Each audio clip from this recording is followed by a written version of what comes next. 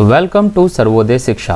आज का क्वेश्चन कुछ इस तरह से है, an elevator car whose floor to ceiling distance is equal to 2.7 metre start ascending with constant acceleration 1.2 metre per second square. यहाँ तक की बात को हम समझते हैं।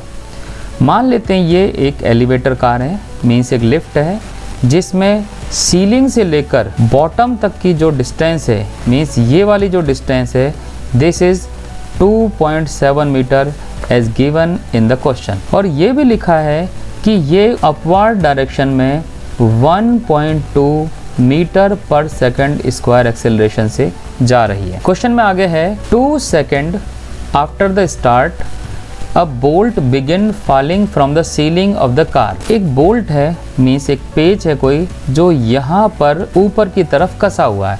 ये लिफ्ट का एक पार्ट हुआ। 2 सेकंड के बाद क्या होता है, इस सिचुएशन को समझते हैं। पर हम पहले देखते हैं कि पहले क्या है। शुरू में जब ये स्टार्ट हुआ तो उस समय लिफ्ट की जो ऊपर की तरफ स्पीड है वो भी 0, और इस बोल्ट की जो स्पीड है जो यहाँ पर फिक्स है ये भी 0 ही होगी, क्योंकि ये लिफ्ट का एक पार्ट है। 2 सेकंड बाद के केस में हम देखते हैं जो बोल्ट है वो यहाँ से अब फ्री हो गया है, मीन्स अब ये नीचे की तरफ गिरेगा। लेकिन इस एक्सेलरेशन की वजह से जब ये बोल्ट चला है तो यहाँ पर इसकी कुछ ना कुछ वेलोसिटी ज़रूर होगी। वो वेलोसिटी मान लेते हैं v0 होगी, और यही वेलोसिटी लिफ्ट की भी होगी। और ये भी क्लियर है, क्योंकि लिफ्ट की डायरेक्शन अपवर्ड है, तो इस बोल्ट को 2 सेकंड बाद जो वेलोसिटी मिलेगी उसकी डायरेक्शन अपवर्ड ही होगी। मीन्स ये बोल्ट जैसे ही लिफ्ट से डिटैच हुआ, मीन्स वहाँ से हटा, तो ये ऊपर की तरफ v0 वेलोसिटी से मूव कर रहा होगा। ये हमारी सिचुएशन है। आगे पढ़ते हैं। Find bolt's free fall time and the displacement and the distance covered by the bolt during free fall in the reference frame fix to the elevator shaft. तो सिचुएशन कुछ ऐसी है, स्टार्ट होते समय, मीन्स जिस समय बोल्ट यहाँ से गिरना शुरू करता है, अगर इस टाइम को हम t = 0 माने तो बोल्ट की ऊपर की तरफ जो वेलोसिटी है वो v0 है। अगर हम अर्थ से देख रहे हैं तो उस केस में बोल्ट पहले ऊपर जाएगा, उसके बाद वापस नीचे आके गिरना शुरू कर देगा। इस तरह से इस बोल्ट का मोशन होगा। अगर हम बात करते हैं फ्री फॉल टाइम की, तो ये क्या चीज़ है, बोल्ट का नीचे गिरना ये ग्रेविटी के अंडर होगा, मीन्स ये 9.8 मीटर पर सेकंड स्क्वायर से ये चलेगा, मीन्स ये एक्सेलरेशन होगा। लेकिन जो लिफ्ट का ये जो फ्लोर है, ये फ्लोर लिफ्ट के साथ साथ ऊपर आ रहा है, और इसका एक्सेलरेशन है 1.2 metre per second square. Means bolt का नीचे आना और लिफ्ट का ऊपर आना ये साथ साथ होंगे, और किसी एक जगह पर, मान लेते हैं इस जगह पर, ये दोनों मिल जाएंगे। तो जब ये मिल जाएंगे, या हम कह सकते हैं कि इनका कॉलिजन या टक्कर हो जाएगी, बस उस समय तक का टाइम फ्री टाइम है। तो हमें पहले पार्ट में इस बोल्ट का फ्री फॉल टाइम कैलकुलेट करना है। अब हम क्वेश्चन का ए पार्ट करते हैं, that is free fall time. सबसे पहले हम मान लेते हैं कि हम अर्थ पर बैठे हुए, अर्थ पर बैठे हुए का मीनिंग भी समझ लेते हैं। अर्थ का मतलब है हम लिफ्ट से बाहर कहीं बैठे हैं। और एक बात और, एलिवेटर शाफ्ट जो है ये वो पार्ट है जिसके ऊपर एक बेल्ट लगी हुई होती है और ये एलिवेटर को चलाता है, मीन्स ये भी अर्थ पर कहीं फिक्स रहता है। तो जब ये शाफ्ट लिखा जाता है, इसका मतलब हमें ये समझ लेना है कि ये अर्थ के ऊपर की बात ही कर रहे हैं। तो हम यहाँ पर अपना फ्रेम ऑफ रेफरेंस, यानी कि ऑब्जर्वर अर्थ पर बैठा हो, तब ये एनालिसिस कैसे होगा, पहले इसको समझते हैं। If observer is on earth, इस बात को हम ये भी बोल सकते हैं frame of reference is earth. यहाँ एनालिसिस का तरीका कुछ ऐसा होगा। पहले हम मानेंगे कि बोल्ट यहाँ से गिरना शुरू होता है, और बोल्ट की ऊपर की तरफ जो वेलोसिटी है वो v0 है। मान लेते हैं कि किसी कैपिटल T टाइम के बाद ये बोल्ट और इसका फर्श ये दोनों मिलेंगे, और मीटिंग पॉइंट को मान लेते हैं लेट इट इज P। तो बोल्ट ऊपर से घूम के इस तरह से वापस आएगा और यहाँ तक पहुँचेगा, और इसी दौरान नीचे का जो फर्श है वो यहाँ पर पहुँचेगा। मान लेते हैं ये डिस्टेंस ऊपर वाली है y1 और ये डिस्टेंस है y2। अब इन y1 और y2 को कैसे कैलकुलेट करेंगे ये देखते हैं। y1 डिस्टेंस कैलकुलेट करने के लिए हम जो फार्मूला यूज़ करेंगे वो होगा s equal to u t plus half a t square. हम देखते हैं t की जगह हमने कैपिटल T लिखा है, मीन्स ये मीटिंग टाइम है। इस इक्वेशन को हम वेक्टर फॉर्म में इस्तेमाल कर सकते हैं। अगर ऐसा करेंगे, इनिशियल वेलोसिटी u ये हम v की फॉर्म में निकाल लेंगे, कैपिटल T ये हमारा टाइम है जो हमारी रिक्वायरमेंट है, और a एक्सेलरेशन की जगह हम रखेंगे 9.8 मीटर पर सेकंड स्क्वायर। फिर हम निकालेंगे y2, उसके लिए भी हम यही फार्मूला यूज़ करेंगे, means you t plus half a t square. और यहाँ पर इनिशियल वेलोसिटी 0 रखेंगे क्योंकि ये स्टार्ट फ्रॉम रेस्ट है। यहाँ पर जो एक्सेलरेशन हमें लिखना है वो है एलिवेटर का acceleration, and that is given in the question 1.2 metre per second square. यहाँ पर हमें क्वेश्चन में ये गिवन है। जब हम इन दोनों को कैलकुलेट कर लेंगे तब हम y1 प्लस y2 इस टोटल डिस्टेंस को एलिवेटर की हाइट के इक्वल रखेंगे, यानी 2.7 मीटर, और यहाँ से हम कैलकुलेट करेंगे कैपिटल T। तो एक तरीका तो ये है जिससे हम फ्री फॉल टाइम निकाल सकते हैं, लेकिन इस तरीके में हम देखते हैं हमें एक बार y1 के लिए कैलकुलेशन करनी पड़ेगी, एक बार y2 के लिए कैलकुलेशन करनी पड़ेगी, और तीसरी बार इस इक्वेशन को यूज़ करके कैपिटल T निकालेंगे। और ये सब होगा उस फ्रेम ऑफ रेफरेंस के रेस्पेक्ट में जो कि अर्थ पर है, मीन्स ऑब्जर्वर ग्राउंड पर बैठकर या फिर शाफ्ट पर बैठकर इस पूरी सिचुएशन को देख रहा है। अब हम दूसरी सिचुएशन पर आते हैं जो कंपैरेटिवली आसान है और जो हमें आनी चाहिए। इस सिचुएशन में हम देखते हैं कि ऑब्जर्वर लिफ्ट के अंदर ही हो। If observer is inside the elevator, मान लेते हैं O पॉइंट पर ऑब्जर्वर है और O पॉइंट है इस कॉर्नर का point. Frame of reference is elevator itself, means observer elevator के अंदर ही बैठा हुआ हो। उस केस में जो ऑब्जर्वेशन होगा उसको देखते हैं। यहाँ पर ये जो बोल्ट है, ऑब्जर्वर को लगेगा ये बोल्ट सीधा इसके ऊपर आया और यहाँ से टकरा गया, इस तरह का मोशन दिखाई देगा। और ये भी समझ सकते हैं कि ये मोशन जो है रिलेटिव मोशन का केस है। हम यहाँ देख सकते हैं जो डिस्टेंस इस बोल्ट को ट्रेवल करनी है वो डिस्टेंस है A से लेकर B पॉइंट तक की डिस्टेंस, लेकिन ये पूरा का पूरा मोशन रिलेटिव मोशन का केस होगा।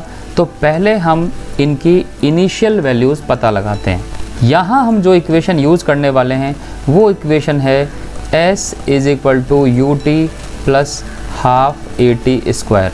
और इस इक्वेशन के लिए हमें डिस्प्लेसमेंट की ज़रूरत है, हमें एक्सेलरेशन की ज़रूरत है, हमें इनकी इनिशियल वेलोसिटीज़ की ज़रूरत है, और टाइम है फ्री फॉल का टाइम जो हमें कैलकुलेट करना है। इन दोनों के बीच की relative distance this is 2.7 metre, this is the floor to ceiling distance of elevator. जब एक्सेलरेशन की बात करते हैं तो एलिवेटर का एक्सेलरेशन है 1.2 metre per second square upward direction में, और जो बोल्ट है उसका एक्सेलरेशन है 9.8 metre per second square, this is in downward direction.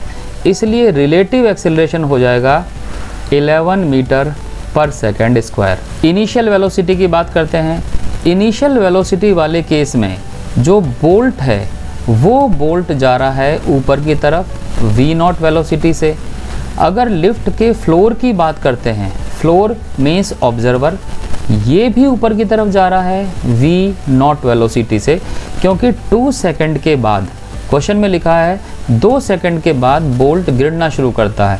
तो 2 सेकंड बाद जो लिफ्ट की वेलोसिटी होगी वही बोल्ट की भी वेलोसिटी होगी, इसलिए इनकी रिलेटिव वेलोसिटी होगी v0 minus v0 that is equal to 0। और टाइम हमारा अननोन है, ये हमें सॉल्व करना है। अब हम यूज़ करते हैं इस इक्वेशन को और सॉल्व करते हैं t के लिए। इक्वेशन है s equal to u t plus half a t square. Value substitute करते हैं।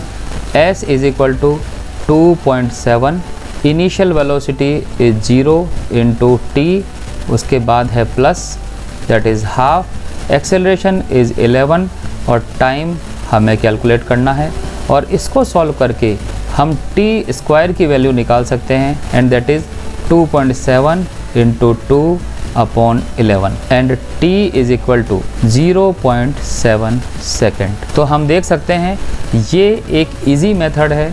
अगर हम रिलेटिव वेलोसिटी के कॉन्सेप्ट को अच्छे से समझ पाते हैं और यूज़ कर पाते हैं तो इस तरह के क्वेश्चन को डायरेक्ट कर सकते हैं। अब आते हैं क्वेश्चन के बी पार्ट पर। बी पार्ट को समझते हैं। शुरू में बोल्ट की पोजीशन है कहीं यहाँ पर। अगर इस पोजीशन को मैं बाहर यहाँ पर शो करता हूँ तो मोशन जो ऑब्जेक्ट का होगा वो कुछ ऐसा होगा। ये ऑब्जेक्ट जिस वेलोसिटी से स्टार्ट करता है वो वेलोसिटी है v0। ये ऑब्जेक्ट पहले ऊपर जाएगा। मान लिया इस पॉइंट को हम A मान लेते हैं, तो ये किसी B पॉइंट तक पहुंचा। B वो पॉइंट है जहां पर आकर एक मोमेंट के लिए ये ऑब्जेक्ट रेस्ट में रहेगा और उसके बाद B से वापस गिरना शुरू करेगा। तो वापस गिरने वाली लाइन को मैं अलग बना देता हूँ। यहाँ से ऑब्जेक्ट वापस गिरेगा तो फिर एक बार ये A पॉइंट पर आएगा, उसके बाद ये और नीचे आएगा और इतनी देर में लिफ्ट की जो फ्लोर है वो कहीं आ जाएगी और यहाँ पर जाकर इस बोल्ट का इस फ्लोर के साथ कॉलिजन यानी कि टक्कर हो जाएगी। तो इस पॉइंट को मैं C मान लेता हूँ। क्वेश्चन में पूछा है डिस्प्लेसमेंट एंड डिस्टेंस।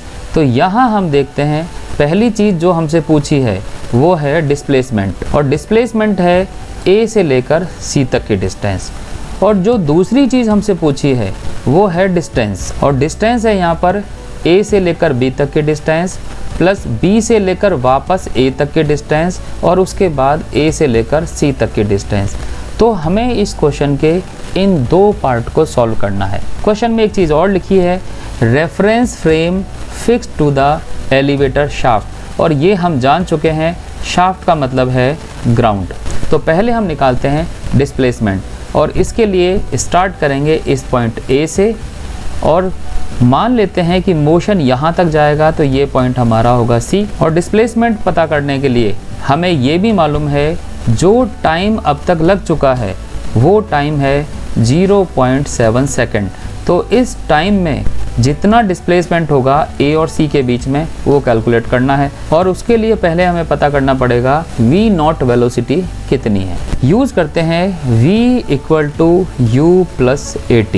इस बोल्ट की इनिशियल वेलोसिटी है 0। जिस एक्सेलरेशन से बोल्ट ऊपर जा रहा है वो एक्सेलरेशन है एलिवेटर का एक्सेलरेशन, मीन्स 1.2।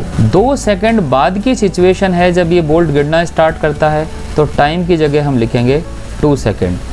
इनिशियल वेलोसिटी इसकी 0 और ये आ जाएगी फाइनल वेलोसिटी जिसको हम v0 लिख रहे हैं। तो यहाँ से हम देख सकते हैं फाइनल वेलोसिटी इज़ 2.4 मीटर पर सेकेंड। तो बोल्ट मोशन की शुरुआत में 2.4 मीटर पर सेकेंड वेलोसिटी से ऊपर की तरफ जाएगा, ये हम जान चुके हैं। अब हम देखते हैं A और C के बीच का डिस्प्लेसमेंट। उसके लिए इक्वेशन यूज़ करते हैं S is equal to ut plus half at square. और ये हम जानते हैं जब भी हमें डिस्प्लेसमेंट निकालना होता है तो हम इस इक्वेशन को वेक्टर फॉर्म में यूज़ करते हैं। तो वेक्टर फॉर्म में यूज़ करेंगे तो डिस्प्लेसमेंट वेक्टर होगा, इनिशियल वेलोसिटी वेक्टर होगा और एक्सेलरेशन भी वेक्टर होगा। और वेक्टर वाले केस में हमें डायरेक्शन अज्यूम करनी होती है। मान लेते हैं जितनी भी वेलोसिटी या डिस्प्लेसमेंट अपवर्ड डायरेक्शन में है उसको हम प्लस मानेंगे, और जितनी भी वेलोसिटी या डिस्प्लेसमेंट या एक्सेलरेशन डाउनवर्ड डायरेक्शन में है उसको हम नेगेटिव मानेंगे। तो हमें एस तो कैलकुलेट करना है, इसलिए ये तो as it is. Initial velocity u, initial velocity है 2.4 मीटर और ये अपवर्ड डायरेक्शन में है, तो हम लिखेंगे प्लस 2.4 मीटर। टाइम की value this is 0.7। Time vector quantity नहीं है इसलिए यहाँ प्लस माइनस देखने की ज़रूरत नहीं है। उसके बाद एक्सेलरेशन, ये बोल्ट जो है वो फ्री फॉल कर रहा है तो यहाँ पर एक्सेलरेशन ग्रेविटी होगा 9.8, और ग्रेविटी की जो डायरेक्शन होती है वो डायरेक्शन डाउनवर्ड होती है, इस वजह से हम इसको नेगेटिव लेंगे और t की वैल्यू 0.7 और ये स्क्वायर। और इसको सॉल्व करके हम s की वैल्यू कैलकुलेट कर सकते हैं, और s की वैल्यू यहाँ पर आएगी माइनस 0.7। तो यहाँ तक की कैलकुलेशन से हम कह सकते हैं ए से लेकर सी तक की जो डिस्टेंस है, दिस डिस्टेंस इज 0.72 मीटर। अब हम बात करते हैं इस डिस्टेंस वाले पार्ट की। डिस्टेंस वाले पार्ट के लिए हम इस ए सी को तो निकाल चुके हैं, दिस इज 0.72 मीटर। अब हमें ए बी या बी ए दोनों सेम है, हम इस ए बी को निकालते हैं। लेकिन ध्यान देने की बात है, यहाँ मोशन कौन सा है? मोशन है सिर्फ ए से लेकर बी तक का मोशन। इस मोशन को समझने के लिए चूँकि एक ही डायरेक्शन में मोशन है, तो यहाँ पर स्केलर इक्वेशन से भी काम चल सकता है। हम जानते हैं इनिशियल वेलोसिटी यहाँ पर v नॉट है और फाइनल वेलोसिटी 0 है। इक्वेशन यूज़ करते हैं v square equal to u square plus 2as। Final velocity 0 है, इनिशियल वेलोसिटी v नॉट है और हम v नॉट को निकाल चुके हैं, दिस इज़ 2.4 स्क्वायर। स्केलर वाले केस में हम जानते हैं मोशन अगर ऊपर की तरफ है तो इसकी वेलोसिटी लगातार डिक्रीज़ होगी, मीन्स जो एक्सेलरेशन हम यहाँ यूज़ करेंगे वो रिटार्डेशन की तरह यूज़ हो रहा है। और रिटार्डेशन वाले केस में माइनस का एक्सेलरेशन लेते हैं तो ये हो जाएगा माइनस 9.8 और डिस्टेंस s जो कि हमें कैलकुलेट करनी है। और यहाँ से हम s कैलकुलेट करेंगे तो ये होगा 2.4 स्क्वायर अपॉन 2 इंटू 9.8। सॉल्व करने पर ये वैल्यू आएगी 0.29 मीटर। ये जो डिस्टेंस हमने निकाली है ये ए बी की डिस्टेंस है, लेकिन हमें अगर सिर्फ टोटल डिस्टेंस निकालनी है, total distance means total path length, तो उस केस में होगा A B plus B A plus A C. यहाँ पर ये सिर्फ डिस्टेंस है, इसलिए हमें किसी तरह के प्लस माइनस को लेके चलने की ज़रूरत नहीं है। ए बी की वैल्यू हम जानते हैं 0.29, बी ए की वैल्यू भी सेम होगी 0.29 और ए सी की वैल्यू हम ऑलरेडी कैलकुलेट कर चुके हैं, that is 0.72 and that is equal to 1.3 metre. तो ये क्वेश्चन था, जिस क्वेश्चन में हमने मोशन इन स्ट्रेट लाइन में यूज़ होने वाले कॉन्सेप्ट को पढ़ा, जिसमें एक कॉन्सेप्ट है रिलेटिव मोशन को किस तरह से यूज़ करते हैं, फ्रेम ऑफ रेफरेंस को किस तरह से यूज़ करते हैं और इक्वेशन ऑफ मोशन को किस तरह से यूज़ करते हैं।